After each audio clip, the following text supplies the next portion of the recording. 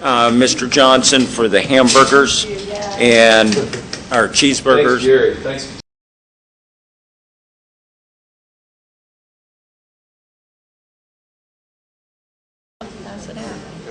Except for this one, doesn't have much detail.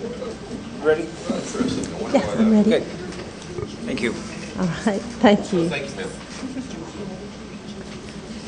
Thank you, President Hall and council members. I wanted to take just a brief opportunity to introduce myself. I'm not sure if all of you have ever met me. My name is Marcie Whitaker. I am the housing administrator. I've been a resident of the city of Pensacola for 21 years, worked in the environmental consulting field for numerous years, then worked in the public sector with Escambia County and their community redevelopment agency, and have been with the city now for almost 2 years. My 2-year anniversary will actually be September.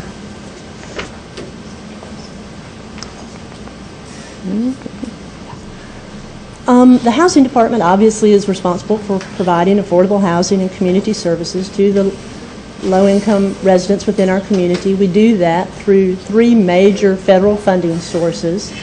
The Community Development Block Grant, which has to meet 3 national priorities there that are listed for you for any project that we undertake. Our home, and that is actually through the Investment Partnership Act. Hey, Marcie, could Yeah. you pull your microphone up Okay, closer sure. to you? Really close. Is that better? Yeah. All right. I'll try not to talk fast like Ryan. The Home Investment Partnership Act, it funds our substantial home repair and reconstruction program. We really participate through this as part of the Escambia Consortium, which is made up of the City of Pensacola, Escambia County, City of Milton, and Santa Rosa County. Then our 3rd major federal funding source is the Section 8 Rental Assistance Program, which is known as the Housing Choice Voucher Program. That currently we administer almost 2,400 vouchers for families participating on the program and have 650 landlords participating. Marcie, this is Q&A, right, during your presentation, can we? Sure. All right. The Section 8 rental, Yes, that's sir. 650 landlords. Mhm. How many how many properties? Individual properties, I don't have that exact number. I could get that for you, Councilman. And I asked actually this morning, I don't have the number of actually how many of those are actually owned by local folks and not out-of-town people, to be honest with you. One of the things we do require for the program, though, is that everybody have a local agent, so they have to have a local real estate agent or a local person managing their property. But I can get you that number. Yeah, what I'd like to see then is, for instance, some are quadruplexes, right? Or So we've got complexes or... right. So you could have a Section 8 quadruplex. You can have a Section 8 duplex. Mm-hmm. And really, this program actually is the individual gets the voucher, and that voucher is good anywhere within Escambia County, from downtown all the way to Century. And they negotiate with that landlord. And then the landlord comes to us, and we enter into a contract and provide that housing assistance. The other model that we have here in the city is similar to the one that just recently experienced all the flooding, Forest Creek Apartments, and that's what's called a project base. Mm-hmm. And in that case, the voucher is actually associated to the property, to the unit. So it's not mobile with the person receiving the assistance, it's tied to a complex. You're right. I'm really anxious to get that information, Okay. and then I want to see how many, if any, well, I can say some of those properties within our city seem to have a pattern of code violations. Now, I can say, and I understand where you're going, Councilman, I do, we do require that every unit that comes onto the program pass initial housing quality inspection, and we do inspect them annually during the recertification process, which is typically about 9 months into a 12-month lease. This last year, we had a significant turnover in our inspection department, and we've hired some new people that are doing an absolutely wonderful job. And I can tell you from feedback from the landlords to me, They are seeing things that maybe previously they were not being questioned about. So I don't know if we're... You mean they are being challenged Correct. with issues they previously perhaps had not been facing Correct. by your inspectors Correct. That are new.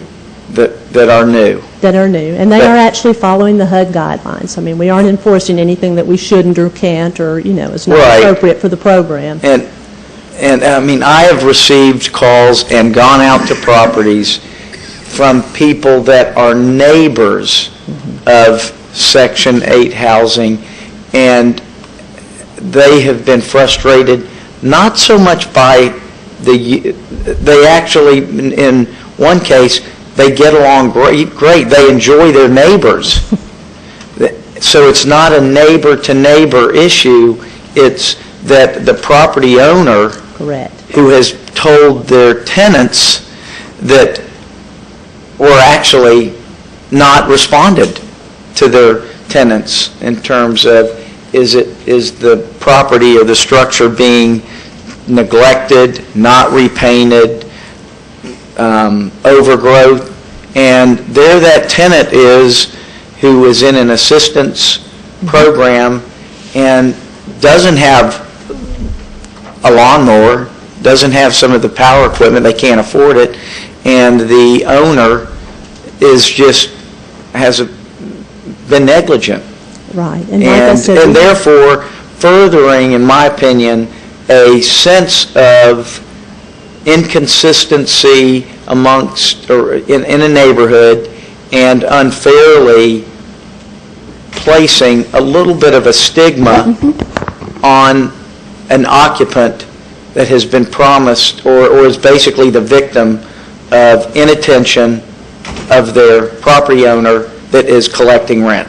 correct. No, That's just here we are trying to integrate people into these neighborhoods, and it's posing more challenges. So I want to see that, and like I said, moving forward, that is one of the major things we are addressing. I'm hoping to begin to make some significant outreach to some of our landlords and really address the issue not only from the fact of the neighborhoods, because it is an issue for the neighborhoods, but also just as a cost-saving measure for us, because what happens if a unit fails, then we have to go out and re-inspect. So, when you're inspecting 240 units a month and then half of them fail, well, then all of a sudden you're inspecting 360 units a month, which becomes very challenging for two inspectors to handle, to be quite honest with you. So I am trying to make outreach to our landlords to get them to understand that it is a partnership.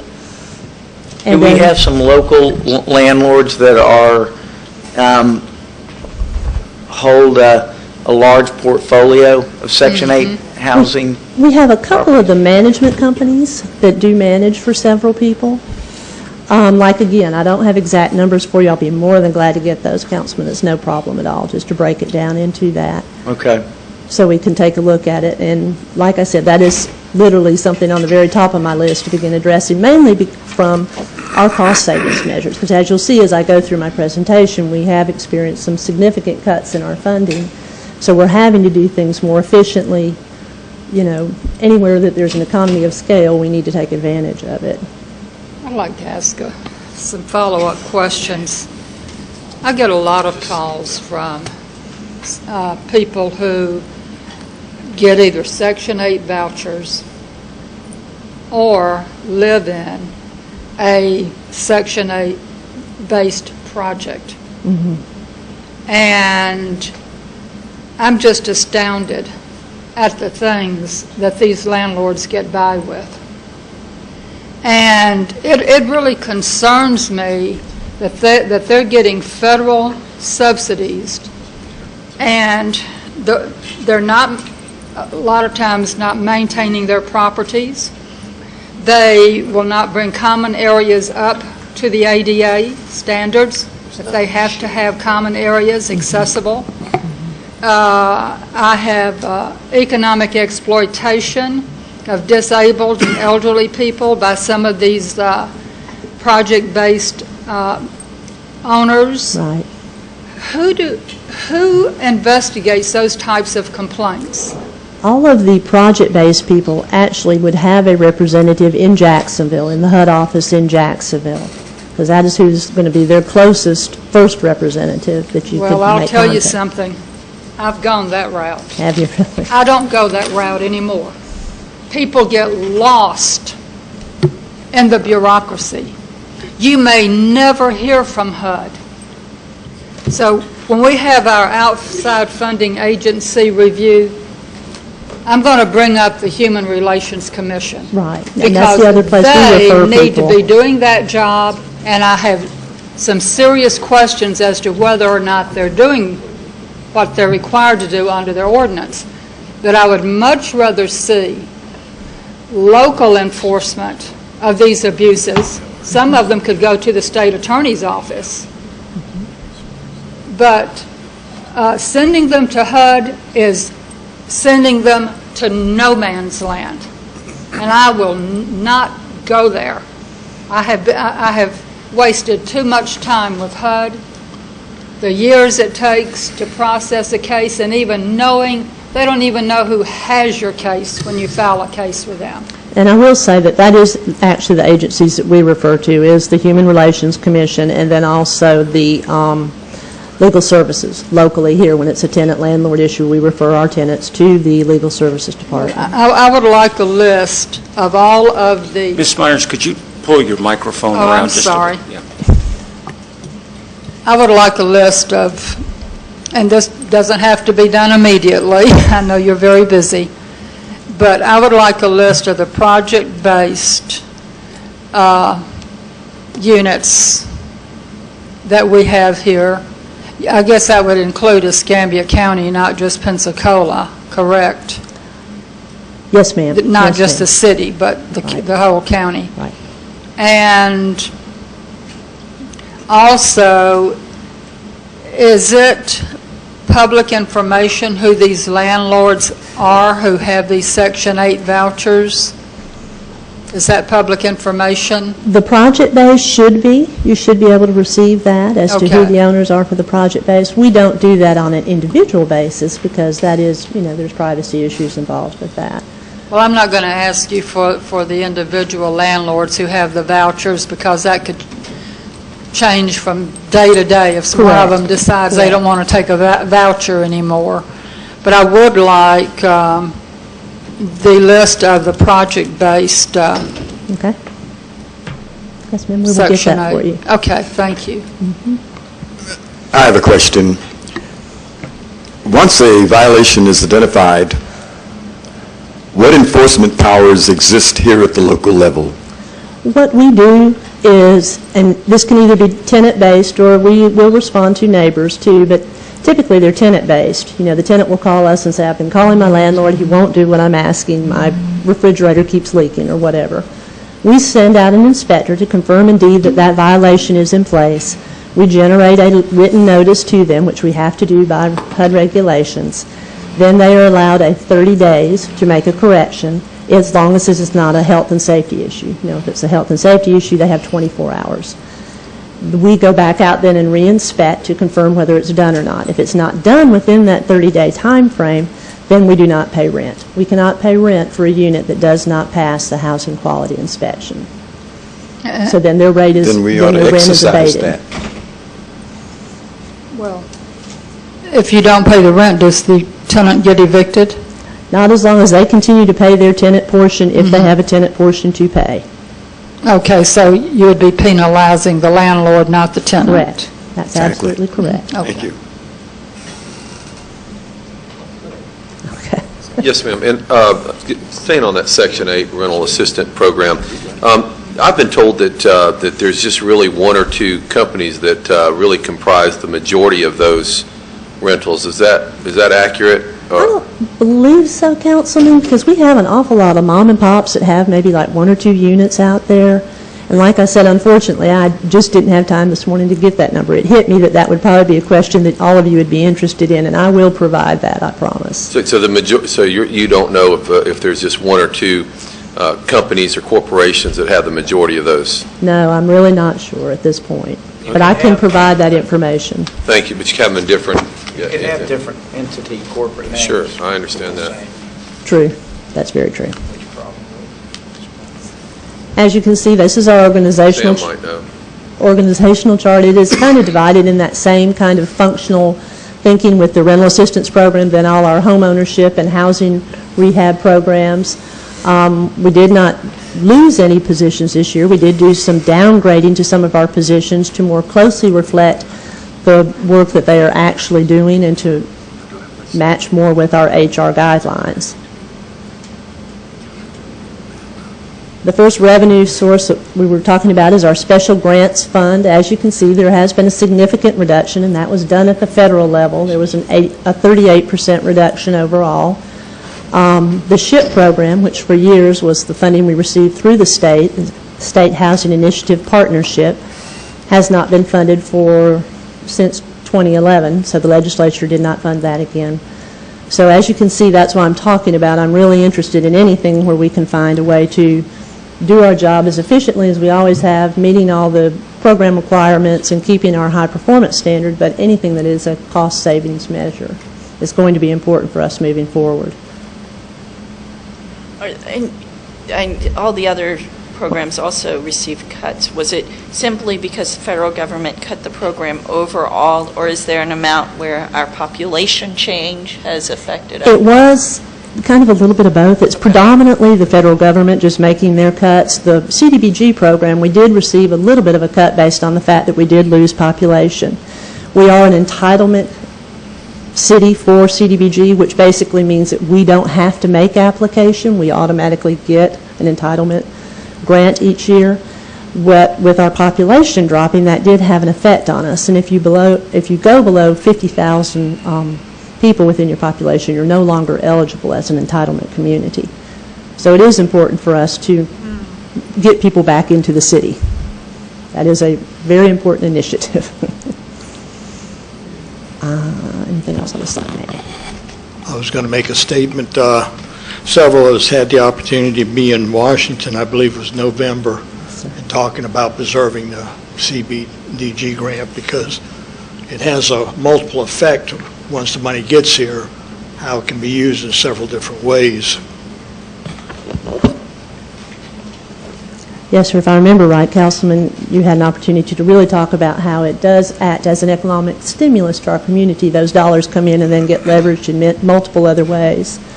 The final one here is our allocation that we received through HUD, and this funding has changed a little bit this year in the fact that they used to, at the beginning of the calendar year, establish an allocation for the 12 months, and we would receive 1/12 of that each month. This past year, what they've been doing is looking at a 6-month history of what we have spent and then sending us money based on what we have actually spent. So we've really been watching, again, this budget very closely, very tightly. I'm trying to maintain our lease-up rate at least 98% to assure that we can receive as much of the allocated funding as we possibly can. This slide shows the overall expenses for the 3 programs. I would just call out the operating expense, mainly just because I'll be honest with you, the very first time I saw those numbers, I thought, what in the world are we doing? What are we spending this money on?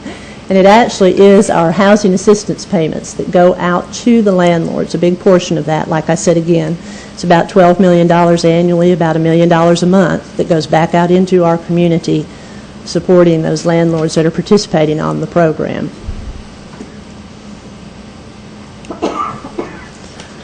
The home program, just to give you some of the highlights of that program, these typically families are referred to us to this program through our CDBG rehab program. They come in thinking, they want to have a rehab done on their home or something like that, and when we actually go out and do the inspection, we realize that the home is in much more severe deterioration and really needs to just be torn down and rebuilt. We have a portfolio of approved plans that have gone through the neighborhoods for approval to make sure that they really do keep in consistence with the neighborhood surrounding architectural design and guidelines so that, you don't drive down the street and say, oh, I can recognize that house. We really want something that blends with the neighborhood. Again, we're able to receive this funding through the Escambia County Consortium. There is a 25% match that is required for this money, and currently that is being paid at the consortium. They're paying it with residual SHIP funds that they still have available. Marcie? So this effort, which I think is certainly commendable, to somewhat preserve what I'd say the architectural integrity of a neighborhood. Correct. The character. That's more, I think, better stated. That still does not prevent a Habitat home from dropping right next to a structure that has undergone this level of scrutiny, correct? As far as I understand, Habitat does still have to present their plans to the neighborhood organizations within the city. I don't know if they do that or not, to be honest with you, but I was under the impression they were supposed to. No, I think since we're all meeting in the public, it's a perfect time to share that I am not aware of that filtering process. And so again, here we are reminded of, I think, a worthy effort to use funding sources that respect, at the same time, help create more affordable options and respect the character of a neighborhood. And we've got some other program that just can very much dilute it, the intent. And it's been very, I just think this is the format right now to mention that I think, while we're having a presentation on housing, that our city has not shown the fortitude to stand up or partner. Well, I'm getting better. Partner with Habitat for Humanity in furthering a much better solution. And with us being reminded that they are right now they are the #1 home builder in our area. Right. Time is of the essence that we, I think, take some proactive steps. I would be more than glad to meet with them, share our portfolio of plans. They really are attractive, and they do well within most of our older neighborhoods. They really do blend in, the shotgun look, kind of the cottage look, and some of those things. Perhaps the president of our neighborhood associations, our council, neighborhood association. We may want to consider a policy from council if it's a permitting issue. If there are these plans out there, and council could put that policy in place. I didn't expect that question. And have the permitting process address that. I mean, within the city, that would be the way to do it. I think it would be great, and I think the endorsement from the neighborhood associations could bolster that effort. It's a perfect example to have the power of their voice behind this council's action. So I'm not going to be at the next committee of the whole meeting, but hint, hint. Well, you're hinting to have it placed on the agenda. But I just wanted to bring up something in relationship to what Councilman Spencer has said. And you said that we need to keep our population above 50,000, correct? Yeah. Yes, ma'am. Yes, ma'am. Okay. To continue to receive our CDBG entitlement. We need to start aggressively trying to provide the resources for people to move back into the city. We're looking at And that. one thing that the city does have access to is a lot of property that we're looking at trying to develop mixed-use housing. And I believe there's some HUD funds out there to build HUD-based Project-based. Yes, ma'am. and I've seen some that are really attractive.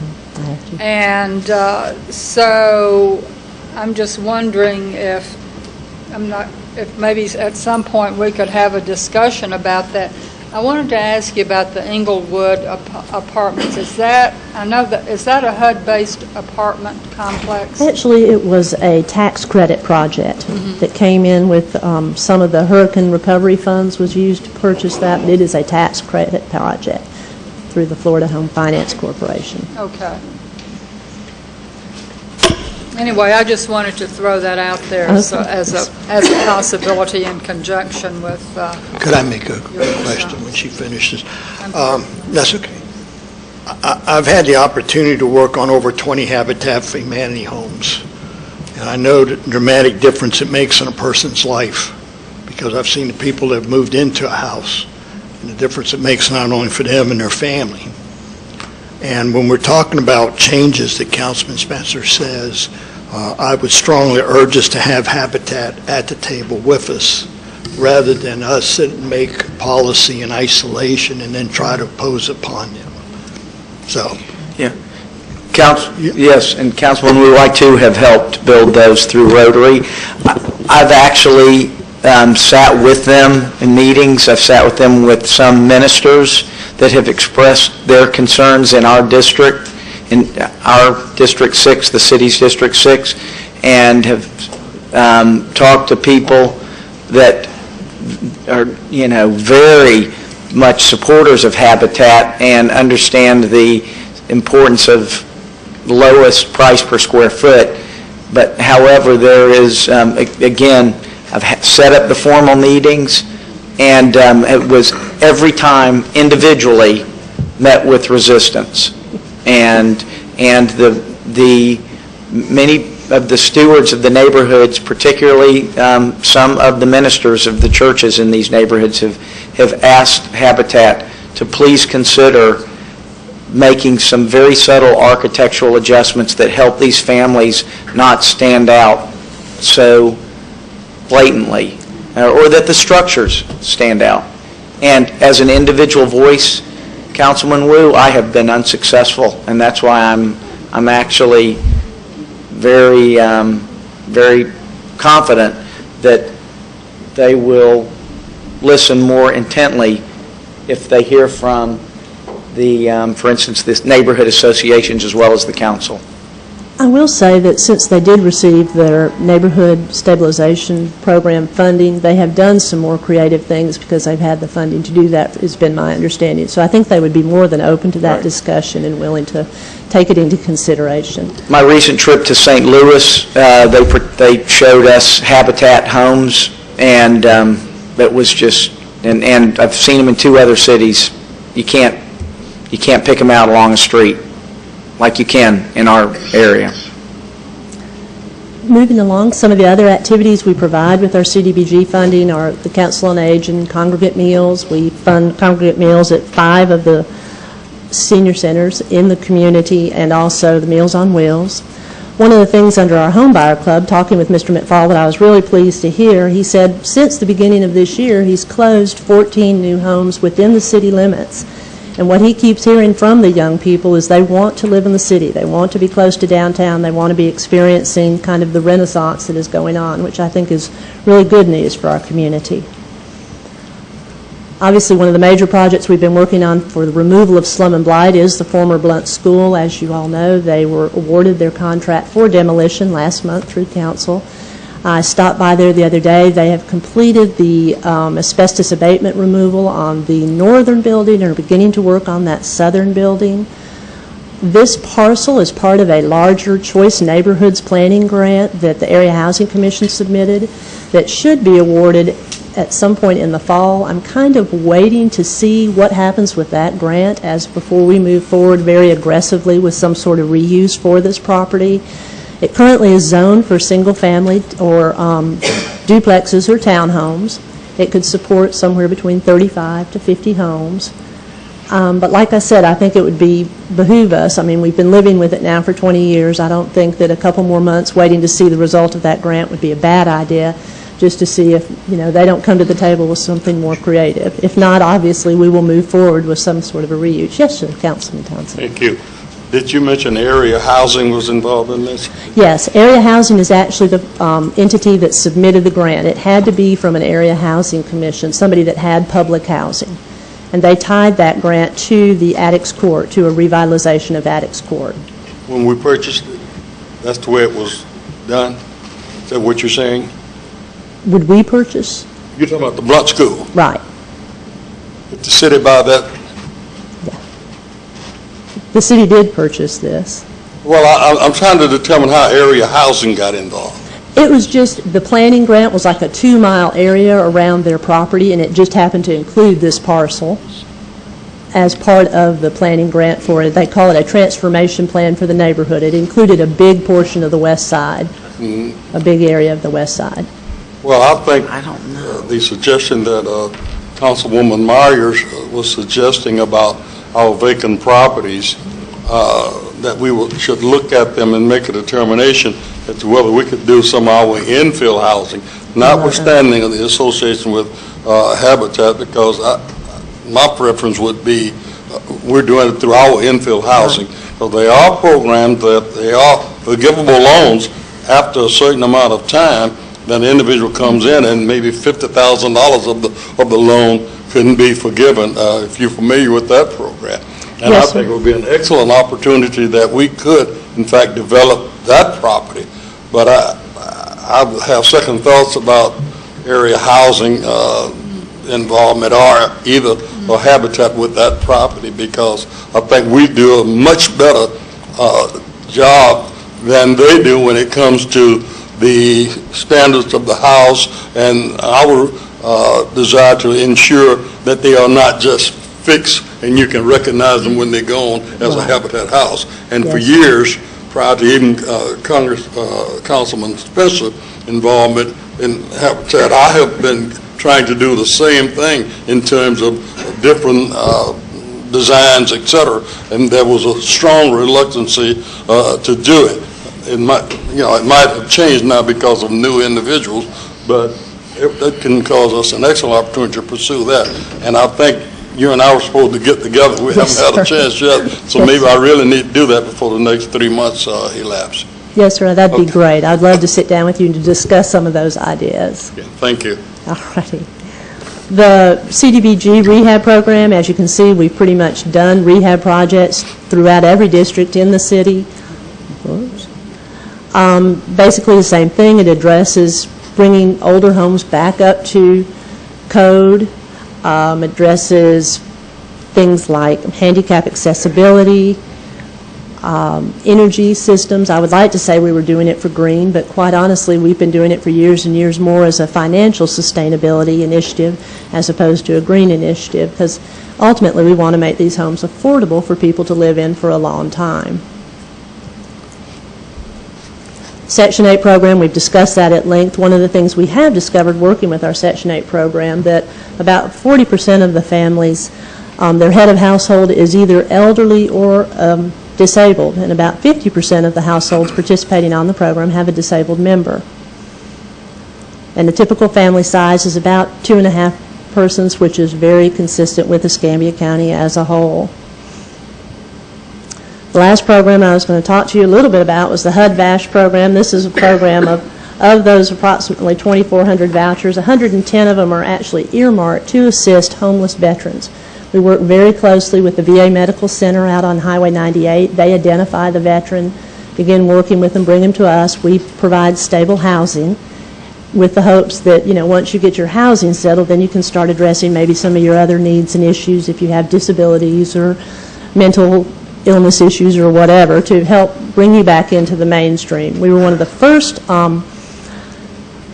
agencies along the Gulf Coast to receive vouchers in 2009, and we currently are administering 110 of those. I'm hoping to receive more in the future as they begin to allocate those to help assist our veterans. Could you explain your pictures there? Yeah, would you like to know? Actually, those are pictures of some of the homeless camps that they have visited to actually identify the veterans and bring them into services. The council people, the caseworkers at the medical center actually go out into the camps and make contact with these folks to see if they're veterans, to see if they could benefit from this program. They also work closely with the missions here in town, Waterfront Mission and some of those other missions, to have referrals made to them to provide assistance. And that ends my presentation. I'm open to any discussion you might have.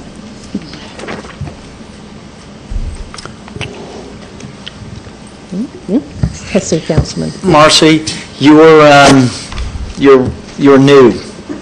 This is, this position offers you, I think, one of the most exciting opportunities for impacting our city.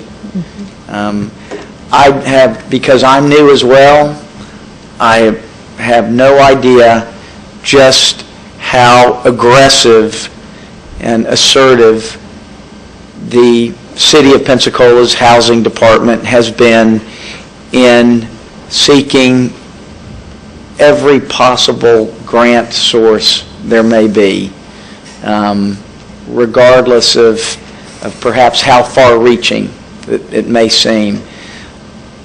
Just this weekend, I was speaking with someone that's office is in Washington, D.C., and there seems to be a recurring theme that sustainability, if any project can have a component of sustainability to it,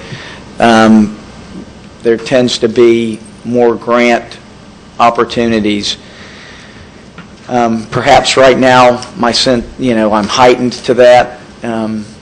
But again, you're new, and I hope that you've got an opportunity to knock on some new doors if you think they haven't been knocked on.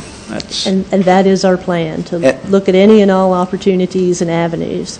And I don't know how we as council can look at your budget now and see if you in fact would be or are hamstrung from having the opportunity to get more exposed or to meet more often and collaborate and help develop grants. I know that writing grants takes skill, takes talent, takes time, takes money, equals money. So at this point, again, I don't know if your budget anticipated more grants or interventions, so to speak, than the previous budgets. Any comment? Like I said, we're always looking for those grant opportunities, and we do have some very talented people on staff. I'm fortunate to have inherited some really good English majors, which is a huge help. Okay. I'm also looking at kind of our existing programs, like the home program. Are there other things that we can do with those dollars we're receiving that maybe is different that we haven't done in the past? I'm going to start reviewing that. I'm looking at the same thing with our CDBG dollars. Is there any way we can leverage those more, do something more creative for a way of putting that, to be honest with you, Councilman? But yes, obviously grant opportunities, because at the end of the day, we have to function within these federal grant dollars that we receive. So anything that we can do to bring in more of those dollars is going to be better for the city and for us. Go ahead. Well, I think Councilman Spencer and I are thinking along the same lines. I just think, I want to thank you for the great job you're doing, first of all. And, I'm just really excited about all of the possibilities we have here through our housing department to address some of the visions we have for creating more dense housing, attractive housing, walkable and sustainable communities on a lot of the land that we have available. And, through HUD grants, this might be an opportunity to, have developers come in who might be willing to look at that possibility and help us create the kind of density we want and sustainability, and also grow our city. So I hope that there can be, I don't know if you've had any interaction with the Mayor's Urban Redevelopment Committee. I know a couple of the members, but I have not attended that, but I would love to attend that. Well, I think that would it would be a great opportunity for them to get an overview of the types of things that our housing department does. And so I don't know how to facilitate that because it's the Mayor's Urban Redevelopment Committee, but perhaps he's listening, and maybe that might happen before they're finished. I think contacting Brian Hooper and providing them information, he's chairman, I think that's a great idea. They need to understand what conduit there is that augments some of the financing sources for housing. So, Brian Hooper. I'll contact him also and suggest it to him. I have a pretty good relationship with Brian, so. Thank you. Thank you. You might have covered this, page 273 in budget here, number 9882, aid to private agencies, $453,000. Could you elaborate a little bit on that? I don't have that in front of I me. think one is maybe the Council on Aging might be included in it. Oh, it is. That's exactly what it That's is. not about 60, I don't believe. What? That also represents our CDBG rehab projects and the code enforcement, the money that will be used for code enforcement. That's all encompass all that? Yes, sir. That money, it's kind of a total of all the project funding that we will be spending, including the Council on Aging project. Anybody else? Thank you so very much. And Thank you. Mr. Vice President, may I say something as they Yes, please. switch up? I was just intrigued by the length of time we've spent on this one. I was just, it's not for you. It's more philosophical than just for you. There are a lot of questions. It's a very complex things that they do. They've got a $16 million budget, and according to the definition of department being a major division of the city, then this is considered a minor division of the city, as we have not had Ms. Whitaker confirmed as a department head. And I just think that is a bit of a semantic game for us to keep in mind, because I think a $16 million budget is a major part of our city's budget, and the complexity of federal grants and things like that. I think she's very competent. I think none of us would have had any problems confirming her as a department head, and I find that kind of game playing rather offensive in light of the intent of the charter. Thank you. thank you.